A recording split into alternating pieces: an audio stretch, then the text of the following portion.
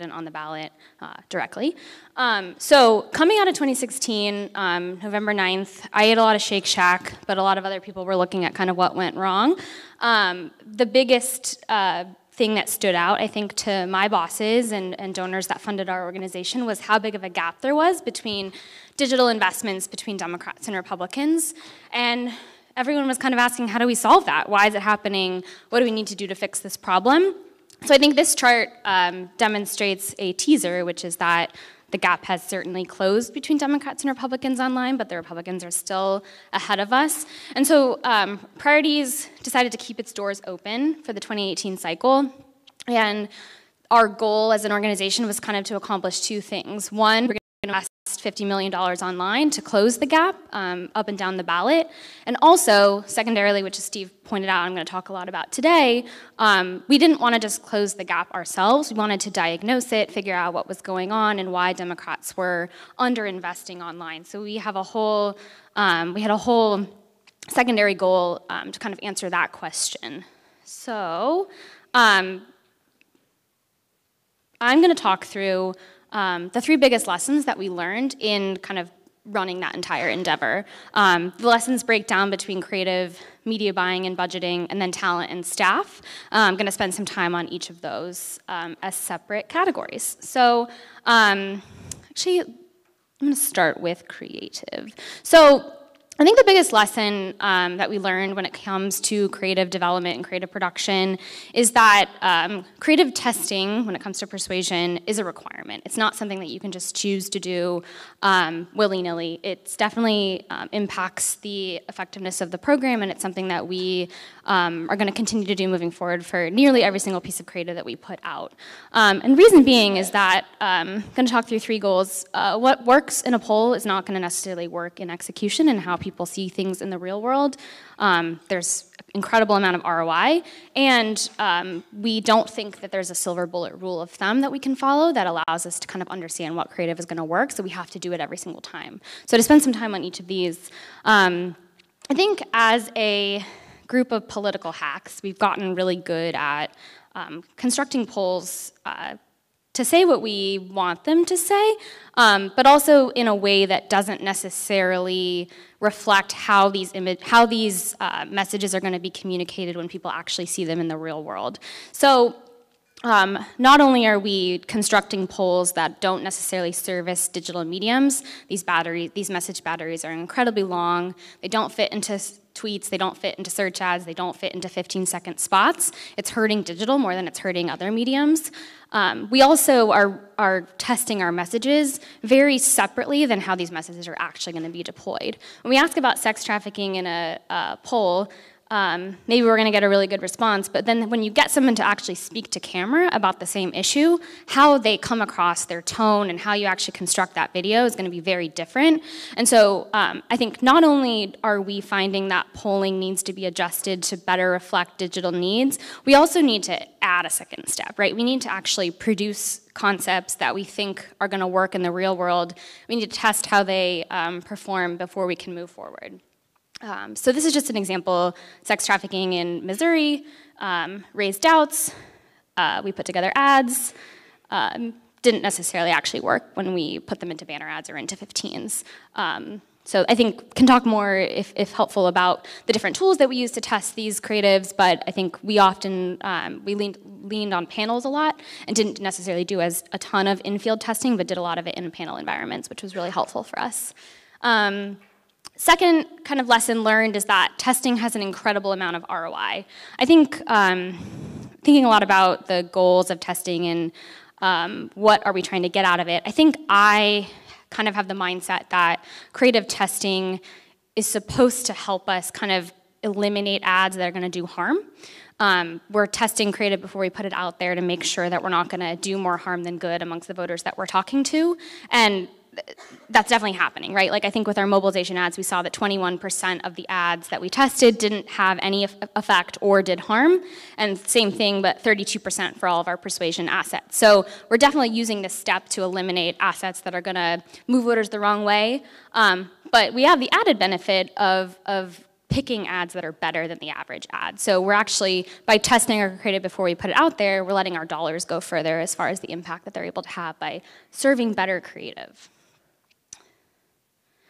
So I think this is really important because I didn't talk about this at the beginning, but we had a really robust and diverse creative team that we recruited from not just political world, from a bunch of different places, and we encouraged them to put out creative content that was creative and not kind of the traditional political content. And so in order to kind of let our creative team have the most flexibility, we also needed to have a step in that process where we could test that creative to make sure it was actually communicating what we wanted it to communicate. Because I think the most important rule here is that there, like I said, there isn't a silver bullet best practice when it comes to creative. I think we've got, I know the Hub did some research on this, that storytelling is a really good way to communicate a message, but that's very broad, and I think there's no like, oh, getting someone to speak to camera directly when then they cry and tell an emotional story is the best way to communicate. Like, there's no rule of thumb like that. So the best way to kind of understand if an ad's gonna work is to produce an ad and then test it. So we saw a lot of experimental content, which is just a fancy way of saying we tried new things, that worked and moved two-way support, but then we also have some examples of content that didn't work. One of the things I'm really excited to do next cycle is to kind of gauge how humans are able to kind of predict these results. We didn't do this last cycle, but we kind of want to understand, like, going into a test, what do I think is going to do well? Like, do I have the ability to guess and gauge what's going to work? And then use that as a data point to kind of better reflect if we're right and what percentage of the time we are right. I don't think we're going to be right a lot of the time. I think we are not the voters that we're speaking to, and we're not super good at predicting. So that's why we have to lean on testing. We saw the same thing for GOTV, which was helpful. One thing I think for GOTV that I personally think is really important and is going to guide our principle moving forward for priorities is our GOTV creative was all led and produced by a Black woman. And I think it showed, because our creative that we tested for GOTV, a lot of it did better in testing because we were speaking to the voters who looked like us. And I think that is really important, that we continue to staff our creative department with, and all of our departments, frankly, with people that look like Americans. So the lesson is that make good experimental content, but test it, because you never know what's going to work and what's not. And if helpful, during questions, I'm happy to talk a little bit more about the tools that we used and kind of best practices for how we went about testing and measuring, because I think that's a really important part of this equation, because I think it also needs to scale. We're a very different organization with different production needs than a lot of smaller campaigns, but I think there are solutions. Cool, so the next thing I want to spend time on is budgeting. This is my favorite topic, so I could spend an entire hour on this, but I'm not going to. So one of the things that I want to talk about is my least favorite question, which I'm going to skip this, is what percentage of my paid media should be digital? Raise your hand if you get asked this a lot. Okay, yeah, it's a stupid question. I hate it. Let me see if my animation works.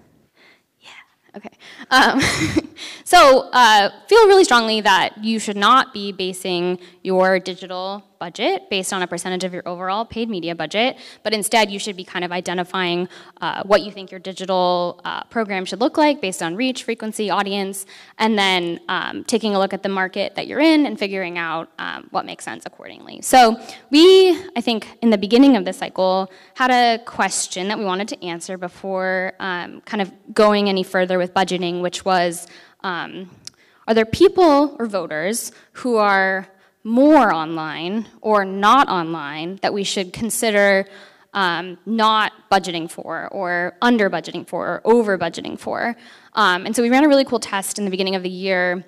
We picked out some messages that were persuadable, or were good persuasion messages, but not necessarily in the news. And then we used those ads to measure recall, to understand whether or not there was a difference in recall between different audiences. And we ultimately found a very, very simple takeaway, but one that I think is helpful to have backed up with data, which is that everyone is online.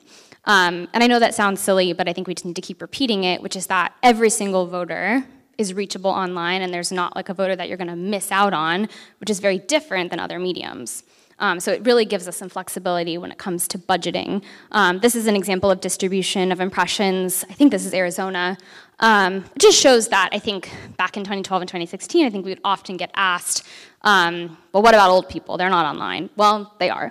They're probably online less, and therefore you can't build as high of a frequency, but they're definitely still reachable, which I think is helpful to have data that backs that up.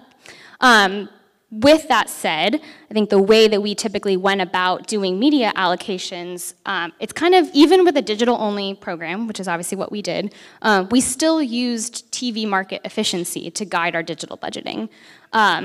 Taking a look at TV in terms of who is not watching TV, and then giving them a healthier dose of digital frequency. That's kind of bullet number one, mirroring consumption. We know that that number is changing every single day, so we should be keeping a close eye on it to identify who are the cord cutters, who are the people who are watching less TV, what is their TV behavior, how should we be changing our budget allocations accordingly. And then two, and the one that I think we probably used a little bit more this cycle, was how does the efficiency of an individual television DMA change how we should be thinking about allocation. LA DMA, I think there were 6 congressional districts in the LA DMA. That should change your allocation to digital accordingly. Same thing with expensive television markets like Miami, where you can probably go further with your dollar using digital than other mediums. And that is budgeting. The final topic that I want to spend some time on is staff and how do we scale all of this? Because I think we had a 60-person digital team, and we're fortunate enough to have a lot of resources dedicated to digital, but I think we also want to make sure, like the secondary goal I laid out at the beginning, we want to make sure that we're not the only ones spending and that we can teach other people how to do this appropriately. So digital marketing is complicated.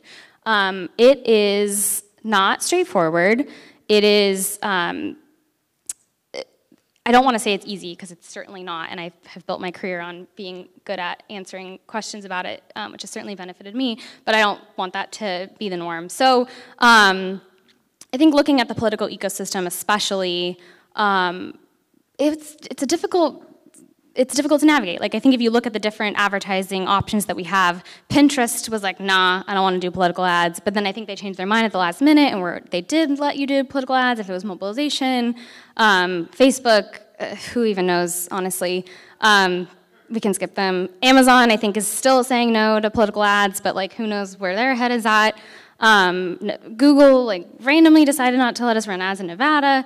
It's just a lot to keep up with, and it's not straightforward. I like to say that television is a mounted device on a wall. Digital is way more than that, which I think, I will go to my next slide, that is not a curse, but it is a blessing if we look at it that way. So I think digital has the ability to solve a lot of different goals that a lot of other mediums can't solve, and if we see it that way, that's when we get to awesome kick-ass media plans. Digital allows us to reach people where they are at every point in the day. This creates complicated media plans that are time-consuming to execute. I think we've all been in a situation where you're told that a media plan isn't going to be ready for a week. That's frustrating, but it's real. And then targeting. There's a lot of different options for targeting, but some of these options aren't scalable across every single platform. Like, you love Hulu because it looks like television, but you also love lookalike targeting, but Hulu doesn't do lookalike targeting. It's a confusing map to navigate. But if we view it as a luxury, and we can see the value of search as a very unique platform for attracting voters and changing their mind, it can solve a lot of problems as long as we see it that way. But all of this is to say that it requires a lot of staff, talent, and time. I know at the beginning of this cycle in 2017, my boss was kind of asking me, how do you think we should do this? Should we build capacity in-house? We didn't do that last cycle. It was a really, really hard question to answer for me because I really wanted to build capacity in-house, but I also felt really strongly like I had come from an agency background and kind of saw the struggles of what it means to retain talent, to grow talent at an agency, and felt that given the quick turnaround, and we were gearing up to spend money in Virginia and Alabama, I didn't feel strongly that we were going to be able to actually build a diverse and well-managed team. Also because the talent didn't exist, and I felt like we would have to do a lot of training in order to get there. And so instead of building an in-house team at the summer of last year, we decided to build a training program instead, and to kind of build for this cycle, frankly. And I'm really glad we did that, because I think now we have a lot more flexibility to build more capacity in-house, because we had 8 awesome fellows that now know a lot more about digital advertising. Anyway, all that to say that we ran a program that it's my favorite program that we ran, honestly. We wanted to kind of understand if we could run a simpler media plan and still cause a similar impact. I think I was getting a lot of questions about if I just run Facebook ads, is that enough? Like, is that, because obviously, like, teaching someone how to launch Facebook ads is a little bit more straightforward. It's one platform. But I was kind of like, man, like, that's like muted video, and I don't think that's going to do enough. Like, I don't think we should be preaching that you can just get away with Facebook. And so I didn't feel confident answering that question, and wanted some data to back it up. So what we did is we took 2 of our fellows, Charlotte and Soraya. They're great, follow them on Twitter. And we gave them $100,000 and 2 congressional districts that were less competitive. We trained them. I think the middle little image here is the most important. We took, I don't know how many, 4 months, I want to say. We embedded them fully with our team. They were in comms, they were in analytics, they were in design. We taught them kind of the full lens of what it means to run a digital program, a media program. And then we gave them tools to produce creative, we gave them polling, and we let them design a program start to finish. They put together a media plan that was primarily Facebook and Google, actually I think entirely Facebook and Google. And then we held out half the district and didn't serve ads to half the district using individual targeting. We found, based on initial results, and Nick is in the back and can correct me if this is wrong, but we think we moved about a point. We're gonna get full voter file results back that will confirm that, and I think make it higher, potentially. Yeah? Yeah? Okay, thumbs up. And so we're really excited about this, right? Because it's like you can train new staff, similar to how you would train a field organizer, on how to think about digital as a communication method. And you can move people similarly to how you would move with a mail piece. And you can do it, and you're probably moving different people than you're moving with mail. I don't have a way to back that up, but I think it's true. And you can do it, I hope it's a model that campaigns will adopt, because I think it allows us to scale a lot more than we currently are. So I love this experiment. I think we want to do more of this moving forward. I know that doing things is the best way to learn. I know, like back in 2012, Shannon is in the audience. The best way that I learned how to like launch media plans was, it was like, it's crazy that I'm even saying this, but like we had a last minute push in Colorado for voter or ballot return, and they were like, Shannon was like, hey, here's $200,000, like put together a media plan. And I was like, all right. And like that was the best way that I was able to actually like learn how to do it, was I like dove in. So we took a risk, we gave these folks money, and I think the result is really encouraging. That is my presentation. Those are the 3 biggest lessons that we learned. So I'm happy to answer questions.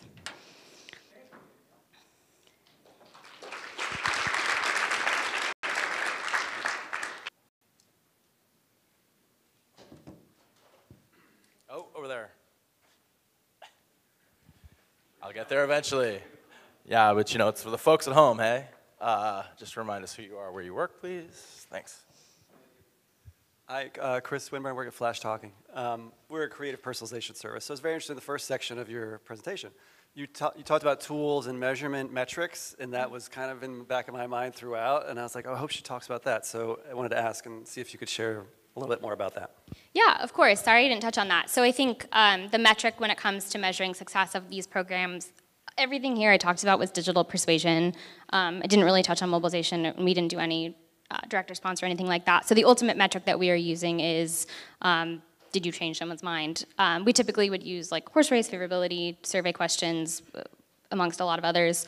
But I think that measurement objective makes all of our lives more challenging, right? Because it's not like we can use a conversion metric to measure success or failure. And so a lot of our creative testing for that reason was done not in field. It's not like we would serve ads and then measure the impact of those ads in the real world. We would often use panels to put creative in front of someone and then ask them questions about that creative, which I'm not suggesting that that's the perfect method.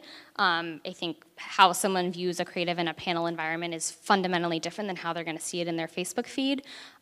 We're working on some validation practices that help us kind of understand whether or not the panel testing is validated in field. We have some initial evidence that suggests that we think it's getting us the same results. But to answer your question broadly, I think we were using surveys. Where did you go?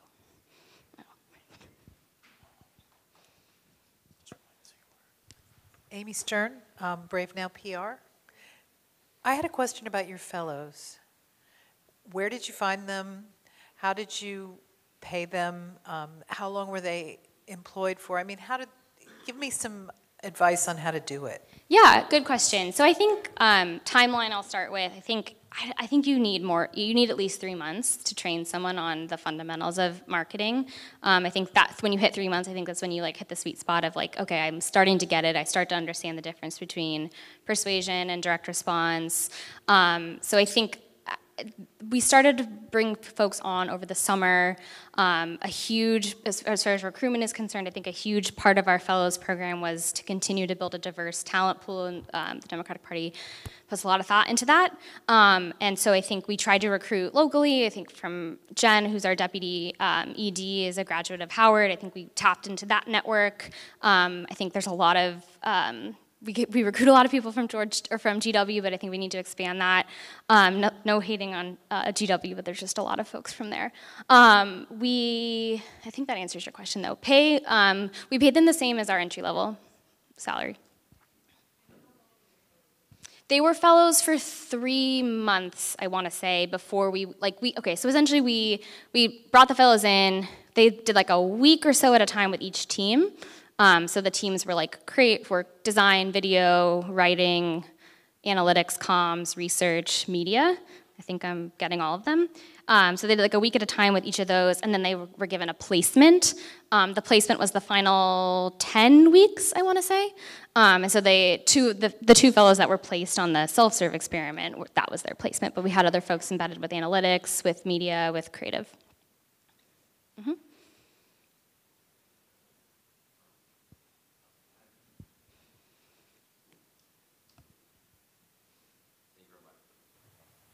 Thank you very much. I appreciated some of your hot takes on different ad platforms. I was curious, following up on that, were there any particular placements that kind of went up in your esteem maybe over the last cycle or two, or went down over the last cycle or two in terms of when you're thinking of media planning, just immediately like, hey, percentage-wise, we want to put more here or less here? How did that shift over the last 2 to 4 years? Yeah, really good question.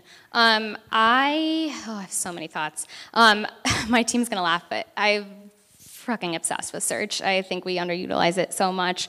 To me, Google has done a really good job, I think, since 2012, of like innovating alongside political campaigns to kind of get us what we need as far as targeting options and approvals. And the Google team is really kick-ass, and I'm really love working with them. The only other addition I would make is I think we're missing the mark, I'd say, on audio. That's going to continue to just change as we all have Alexas and Google Homes. Like, I think we're going to need to think fundamentally differently about how we do audio creative.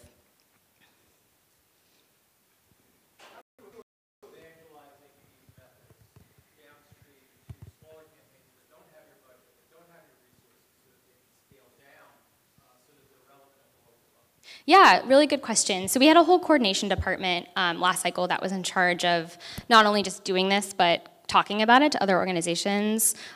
We had partners Pamela's in the audience, she's going to be on the next panel. It's our biggest partner at S&P. We had a lot of healthy partnerships with other organizations. I think moving forward, Priorities just announced yesterday that we're adding a political department to kind of help continue to facilitate those partnerships moving forward. But we see that it can't just be us. We have to talk about it too.